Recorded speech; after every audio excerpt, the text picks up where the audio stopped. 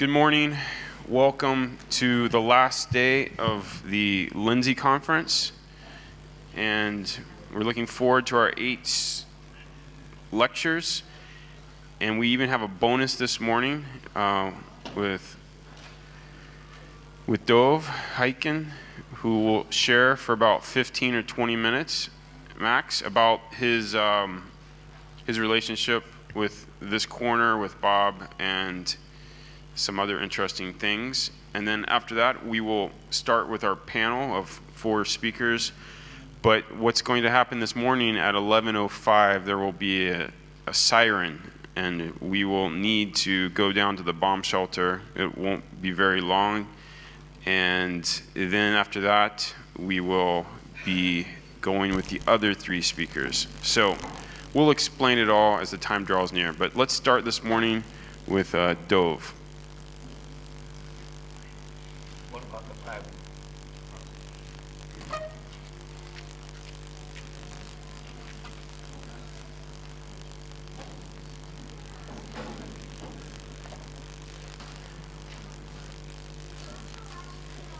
Boker Tov. Thank you.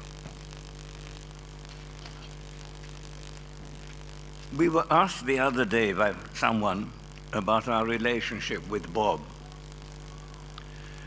Chuck yesterday told you the story of the coat hanger. Yes, security was very tight there, but we were there by personal invitation by Bob.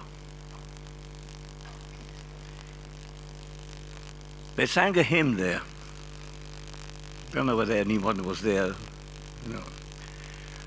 They sang The God of Abraham Praise. Chaim Shapira, who covered for the Jerusalem Post, covered Christian affairs for the Jerusalem Post, wrote there, he said, something sounded familiar about that melody.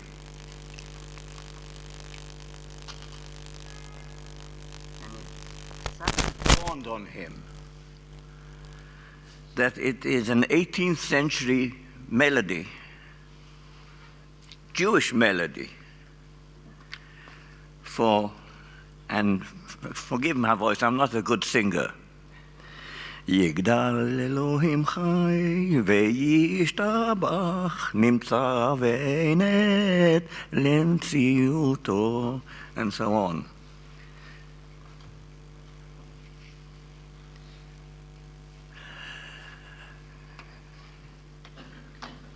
I suppose you're interested to know something about my background. My paternal grandmother was born in Hebron in 1865.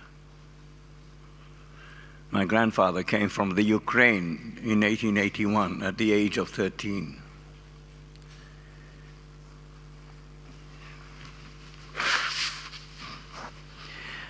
The 18-year-old Menachem Mendel Haiken married the 21-year-old Hannah Zelda Zalasnik. And they had a happy marriage, which lasted until she died in 1941. My father was born in Mea Shearim in 1890. When he was 3 years old, my grandfather secured a concession to export wines from here to Britain. Eventually, he bought his own winery in Petach Tikva. And the firm was M. Haiken and Company in the East End of London, and the wines were sold under the Boswin mark, Boswin, Beauty of Zion wine. In the meantime, also, my grandfather had been one of the founders of the Romema neighborhood in Jerusalem. And he had a home there and a home in London. In 1928, my father, who had read agronomy at Reading University, was here on family business, contracted typhoid and died. My grandfather left the business in London in the hands of relatives, brought my mother and us three here, and I grew up in his home. I've been here since 1928, May 1928. It was an ultra-Orthodox home, but a very tolerant one. You could talk to him, my grandfather, about Jesus. He knew the historic Jesus, and he had no problem with that. Now, I could go on, but it's too long a story, really. At the age of 16, I falsified my age and joined the British Army. I served from April 1942 to March 1947, including the Jewish Brigade headquarters. Now, here's something interesting. About 30,000 Jews volunteered from what was then Palestine to serve in the British Army. Also a few hundred Arabs. The British brass, at a certain point, permitted the volunteers from what was then Palestine to wear a shoulder tag saying Palestine. Strange. The Jewish volunteers, by and large, got that shoulder tag, not the Arabs. We're not Palestinians, we're Arabs. And the intelligentsia of the Arab community in the land was firmly of the opinion that Palestine was a Zionist invention, because this land was in the southern part of Greater Syria. That's how it was viewed. By the way, I don't know whether anyone here has a Bible with maps in it. Some, I don't know whether they still keep it up. There was a map, Palestine at the time of Jesus. I'd like to set the record straight. The name Palestine was given to this part of the land 100 years after the crucifixion. And when the British took over from the Ottomans in 1917-18, they retained the name Palestine. So in fact, most of the Jews living here then were Palestinians. But as I said, the Arabs didn't like to be known as Palestinians. By the way, growing up, I never came across any Arab Christian. There weren't any there where I grew up. I came across Christian Arabs much later, after coming to faith in Yeshua. But as a teenager, my best friend was Ahmad Salah Siam, a Muslim boy about a year or so older than me. Relations between the Jews of Romema and the Arabs of Upper Lifta were such that in August 1929, the infamous riots of August 1929, the Arabs from Lower Lifta wanted to march on the Jews of Romema, and the Arabs of Upper Lifta stood in their path and warned them in no uncertain terms, only over our dead bodies. Admittedly, they were the exception. But anyway, as I said, I falsified my age, joined the British Army. In civilian life, I held various jobs.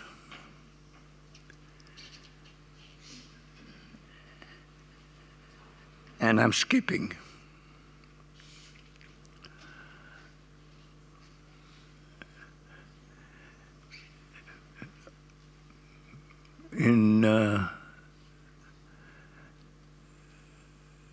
On the 1st of January 1948, I joined the ranks of the Hadassah Medical Organization as a pen pusher.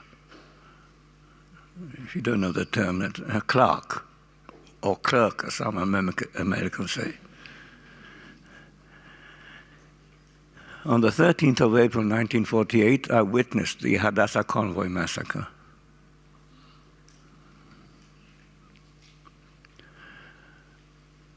Anyway, I have to skip now. 1968, I was headhunted by the government press office. I was a known entity to them. Pinchas Lapid, head of the English division, was then going on a lecture tour. And I was asked whether I was available to stand in for him, which I was. By the way, by that time, my marriage had broken up. My fault. By the time he came back, his assistant decided she'd had enough. She left. I was asked whether I would stay on as his assistant. A few years later, he decamped for a lecturing career in Germany, and I became head of the English division. But before he left, he introduced me to this place, because he was well au fait with the Christian scene here, and he took me with him for the launching of Bob's translation of Mark to Hebrew. And when I came in, I saw somebody pontificating. Well, that was Flusser. At the time, I had no idea that I would find a home here.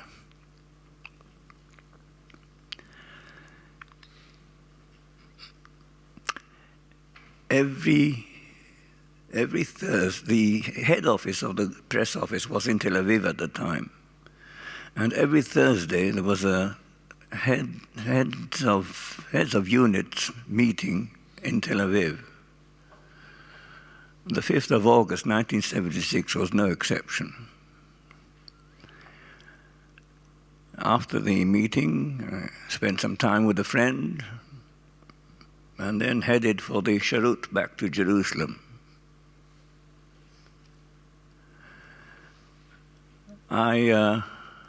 There was somebody sitting in front. It's Sharut, by the way.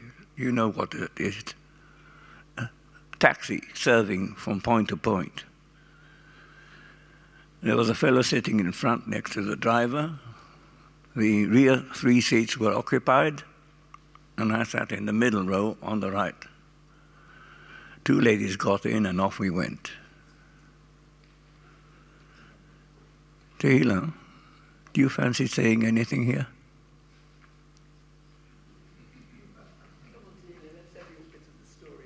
Come on.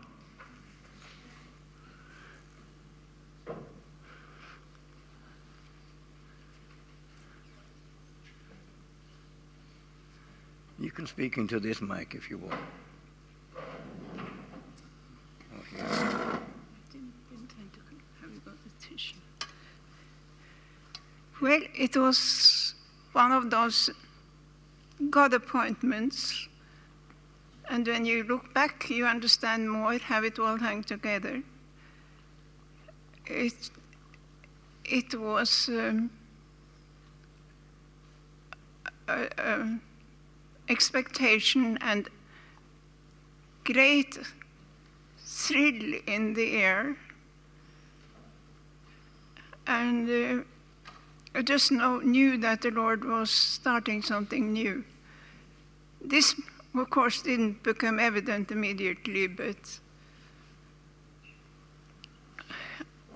What I would rather have told you was what happened when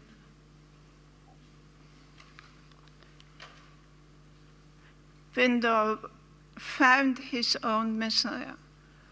But that I can. So you tell them about how you sat in the shrub with him. That's where he stopped. All right, I'll say it. I'll say it. She sat next to me, and as you can imagine, I soon started a conversation with her. To cut a long story short, she was visiting from England at the time. She came again in. You can go and sit back down. Go and sit down. She came again in November of that year, and she wanted to attend this congregation, the only one she knew at the time. And I tagged along, little knowing what I was letting myself in for. As there is cases now, there was Bible teaching before the service on Shabbat.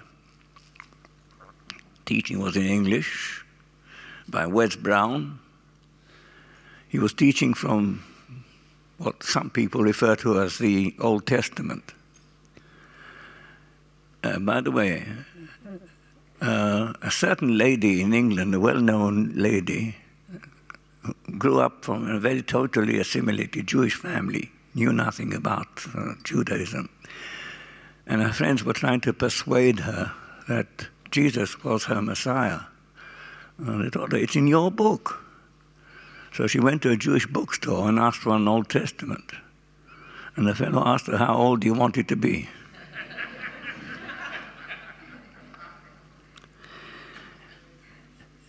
Anyway, Wes knew that I knew Hebrew, kept asking me, is this word correctly translated? Or what about this passage? Is this what it says in the original? This is what the Lord used, not sermons or anything else. This is what the Lord used to get me to start to rereading the Tanakh, which I had been reading from a very early age.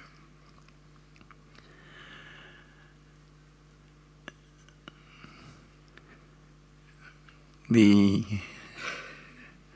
first thing that struck me, I'd always been a believer in God. It wasn't a very firm belief, but I was a believer in the God of Israel. And I knew that there was nothing that he couldn't do. But I have a reasonable intelligence, and my intelligence told me that there's one thing that God couldn't possibly do. This God in whom I believed can't possibly lie. But if he's not lying, I found a tremendous paradox in Exodus 33, where in verse 11 it says that God spoke to Moses face to face, as a man does to his friend. Yet in verse 20, God says, no one can see me and live. And I wondered, who was it that was Moses' interlocutor, who says that no one can see him and live? Yet, earlier in the passage, it says that he spoke to him face to face. There's many passages in the Tanakh leading up to it. But I needed proof from this book that what the Christians were saying about this man, Jesus, was true. I needed to know I needed something, definitely from my book, not from theirs. And I'm skipping right now to Psalm 110, which is the most quoted in the New Testament. It starts as the Neum Adonai la Adoni, Shev li mini adashit oyevecha. Anyway, the Lord David, he is saying, the Lord said to my Lord, sit at my right hand until I make your enemies a footstool. So David is here referring to someone whom he calls my Lord. And then we come to verse 4. The English translation, invariably, allowing for the older English of the King James and all, but invariably the English translation is,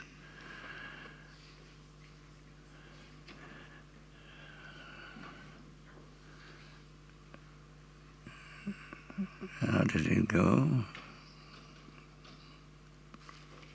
Let me see. All of a sudden I'm a blank.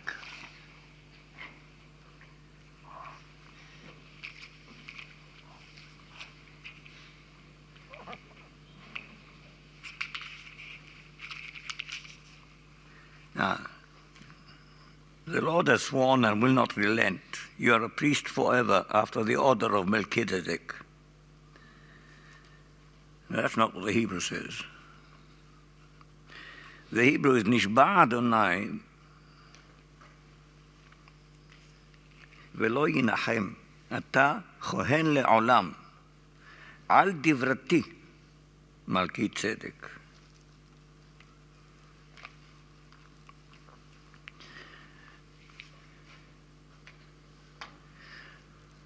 I once had occasion to ask Safrai about my understanding of this verse.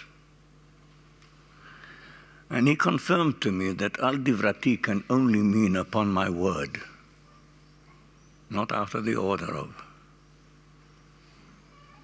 And in English, Melchizedek has no meaning, but the Hebrew Melchizedek is tremendous. My king of righteousness, of salvation.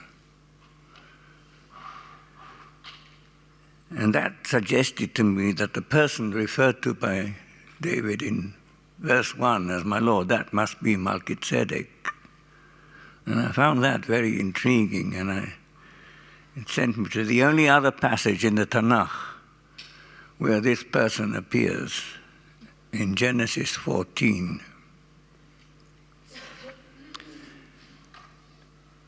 It says there that Melchizedek appears to Abraham as Abraham is coming back from having rescued Lot, and the king of Sodom is coming out to meet him. There are 3 verses there. If you take them out, you have perfect continuity. But those 3 verses are there. And usually the translation of this Melchizedek in English is that it says that Melchizedek Melech Shalem, rendered as the king of Salem. Now, I'm not denying that Salem is used at least once as a synonym for Jerusalem. But I'm a translator-editor by vocation. And if I'm asked to render this, I would say perfect or complete king. Now, he's referred to as a priest to the Most High God. And he blesses Abraham in the name of the Most High God. And Abraham offers him a tithe of all. Now, here's my thinking. Abraham, who walks and talks with God, referred to in Isaiah somewhere as Ohavi, not friend, my lover. Abraham, who is aware of a tremendous promise to him, is he going to offer a tithe to and accept the blessings of someone, his own equal? No. But someone whom he recognizes as so much greater than himself. That makes sense. This, for me, was a revelation similar, in a sense, to the revelation given to Peter in Caesarea Philippi.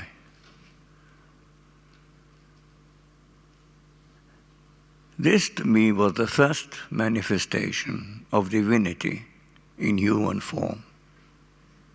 And that being so, I could accept the claims made for Yeshua in the New Testament.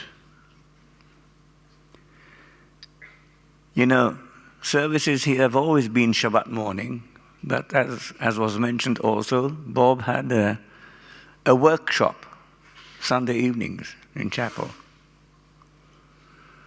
One Sunday evening in April of 1977, sitting there, I suddenly found myself on my feet. I don't know how.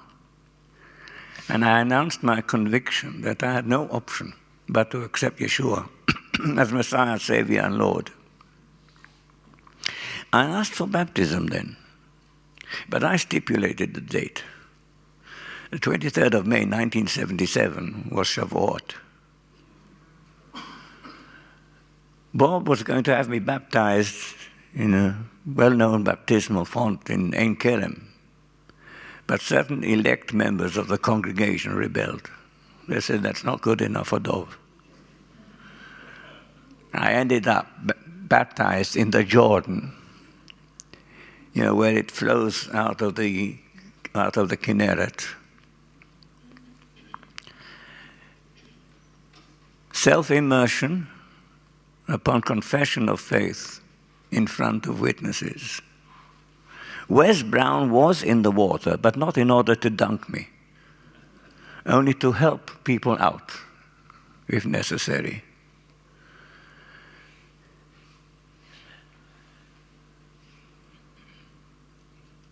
The 10 years that we were members, you know, there are no membership roles here. The 10 years that we were members of this congregation, 1977 to Bob's retirement in 1987, were some of the best years of my life. In no fellowship, Christian, so-called Messianic Jewish, or any other, have I ever felt as comfortable as I did in those 10 years here. There's so much more to share, but I'd just like to mention that before I'd made my commitment, I said to Bob, I still have some questions. And he said, you know what, I'm going up to Poria to clear weeds from our home there. Why don't you come along with me? And he had me at his mercy for 3 days. But aside from a short prayer and brief scripture reading in the morning, that was all. And I clearly remember him grubbing for worms in the grounds of the Scottish hospital. That was Bob. One of his greatest ambitions was to help the Jew find his Jewish Messiah as a Jew and not as anything he shouldn't really be. And let me end by saying this. I am not a Messianic Jew. Jew, by definition, is Messianic. I am a Jewish believer in the teachings of a Jewish rabbi from Nazareth. Thank you.